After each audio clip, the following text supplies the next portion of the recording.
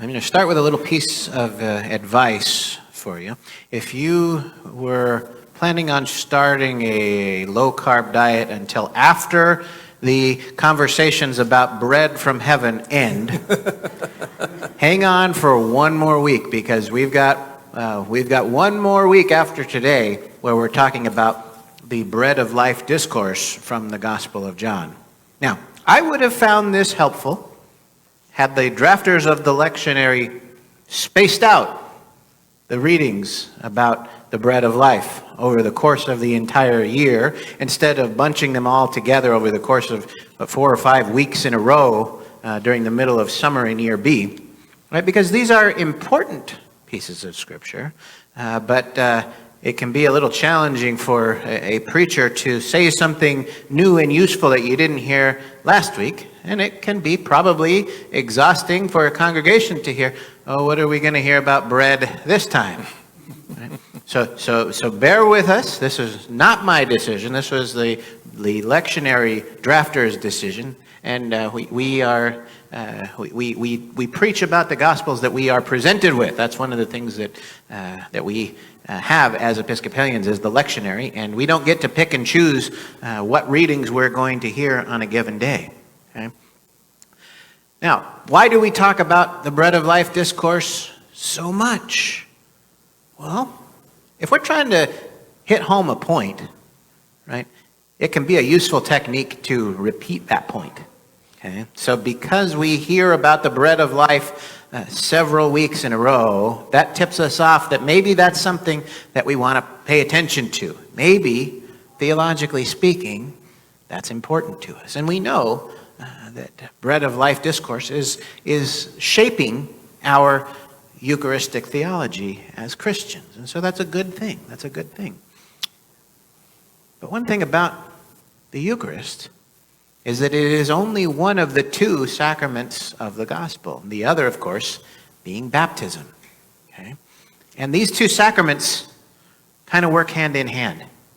The sacrament of the Eucharist and the sacrament of baptism work hand in hand, and they need each other in order to be what we call efficacious. Right? Now, that doesn't mean that we're going to be harmed if we have one sacrament or not the other, but if we want to maximize the graces that we experience in our lives, those 2 sacraments ought to be linked in some kind of a meaningful way. Okay? And our 1979 edition of the Book of Common Prayer, which is the prayer book that we are still using to this day, focuses very heavily on baptismal theology. The theology of the prayer book zeroes in on the importance of that baptismal theology. Because if we have Eucharist, which, by the way, is the source and summit of our worship week, without baptism, we're kind of missing something. So those 2 things are necessary and important. Okay? And when we talk about baptism in the Episcopal Church, we refer to something called our baptismal covenant. Our covenant. Now, some denominations talk about baptismal vows, which we have vows as well, but we really like to use the language of covenant when we're talking about baptism. Okay? And covenant is a word that we want to explore a little bit, because it's not a contract. Right? A contract is something that, if it's broken, there are consequences that maybe once that contract is broken, then you're out of the club, maybe. Right? If this was the baptismal contract and we broke our commitments, right, we'd get kicked out of the club. That's not how baptism works. Okay? We don't get kicked out of the church if we don't live up to what we profess in our baptismal covenant. Now, there are, in full disclosure, there are some religious organizations that do have rules, and if you break those rules, you are out of the club.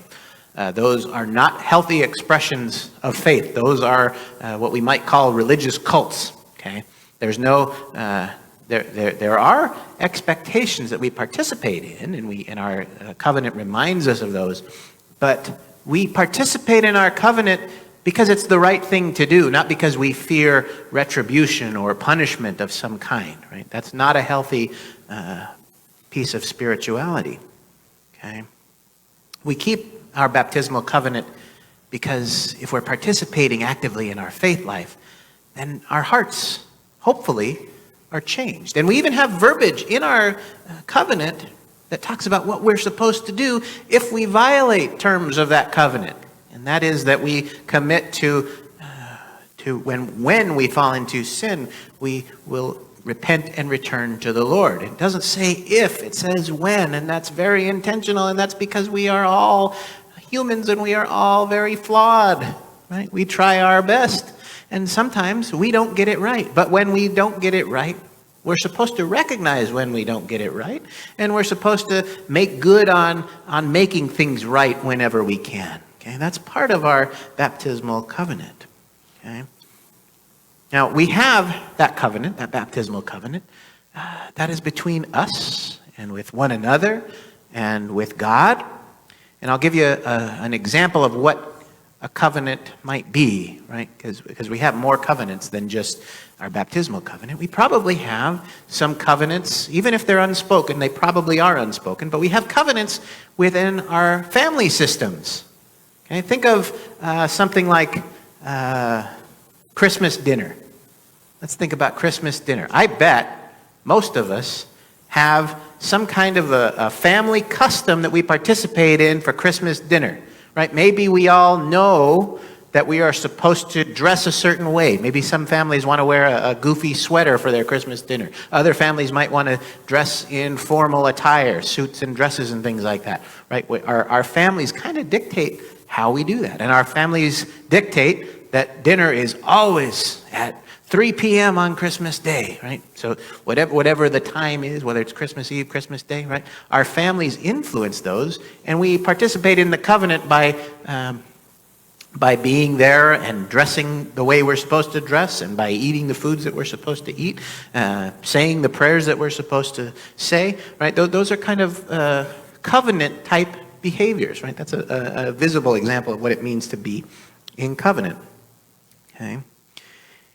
And what's important in our faith life in the church is that we want to make sure that we are treating one another with kindness and with care and with compassion. Those are some things that we want to make sure we're doing when we are in relationship with one another. Okay? And from time to time in the church, we renew our baptismal covenant. We revisit it. We reflect on it. And the idea of that is that it keeps it in the front of our minds so that we're mindful of how we are behaving, how our behavior affects those who are in community with us. We do a number of things to remind ourselves of our baptismal covenant. We notice that there are what we call holy water stoops that are right next to the doors, these glass doors on your way out of the sanctuary.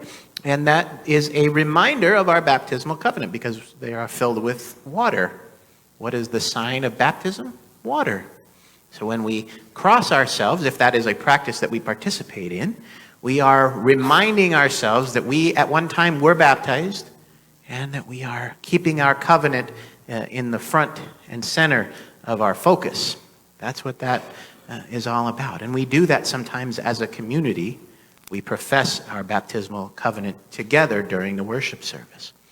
Okay? Now, to me, one of the most important components of our covenant, as it is written in our prayer book, is that we commit to respecting the dignity of every human being.